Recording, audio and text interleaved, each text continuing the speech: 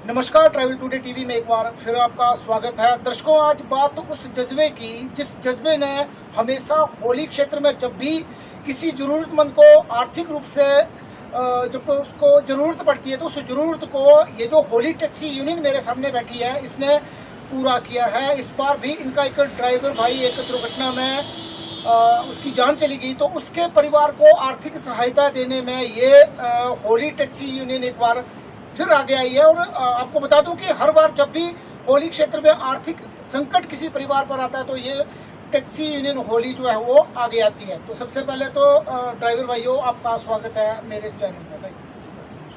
अच्छा, मैं आपका जो परिचय करवा देता हूँ। ये सुनील ठाकुर हैं जो कि सचिव हैं टैक्सी यूनियन होली के। राकेश मुग्याल है जो कि प्रधान है टैक्सी यूनियन होली के। और सुरेंद्र ठाकुर हैं जो कि कोषाध्यक्ष है होली टैक्सी यूनियन के। और बाकी जो भाईचारा बैठा हुआ है ये जो है ये सदस्य हैं।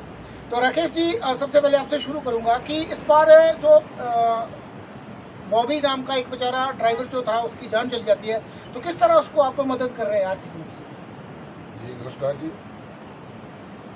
बड़े दुख की बात है कि हमारे बीच में एक ड्राइवर जो नौकरी था वो बेचारा भगवान की प्यारा हो गया। तो चलो उस चीज़ के लिए तो हम कुछ ऐसा नहीं कर सकते, पर उसकी थोड़ी बहुत हेल्प करने के लिए, जैसे कि हम टैक्सी यूनियन पहले शुरू से ही करते आ रहे हैं, तो हमने गाड़ी वालों से भी, टैक्सी वालों से भी, बाजार वालों से भी, सभी से कलेक्शन किया। तो उसमें हमने जो भी राशि प्राप्त की उसमें से कुछ राशि जो है वो 75,000 रुपये जो है वो हमने उस ड्राइवर को दिया, उसकी माता को, और 25,000 रुपये जो है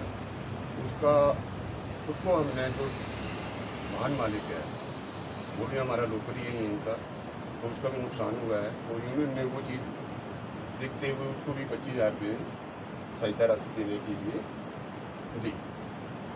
ये आप ये बता रहे थे कि कितनी राशि जो इन्होंने दी है। मैं सुनील जी से आग्रह करूंगा कि ये पिछले जो जब भी जिस परिवार को होली क्षेत्र में, चाहे वो किसी परिवार का जो सदस्य वो गंभीर बीमारी से ग्रस्त था, तब भी ये यूनियन आगे आई।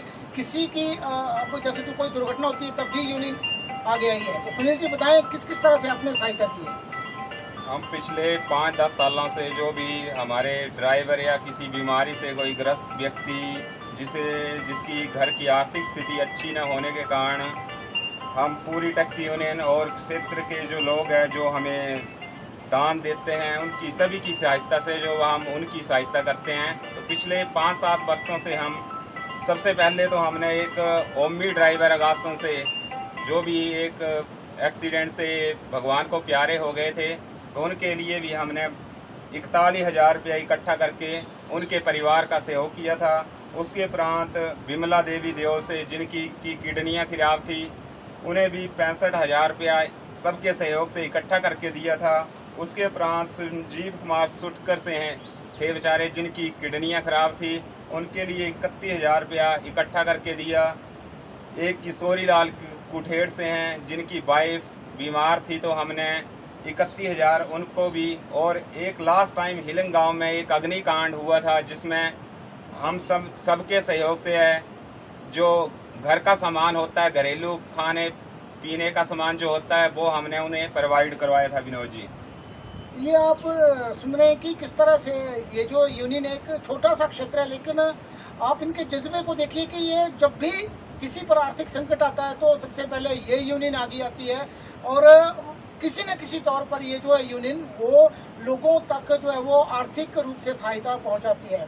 तो राकेश जी, एक मेरा और सवाल है आपसे कि ये जो जज्बा है ये कहाँ से पैदा हुआ और अब आगे क्या इसका आपको किस तरह से इसके आगे भी आप लोगों के जो है वो आर्थिक रूप से काम आप आएंगे?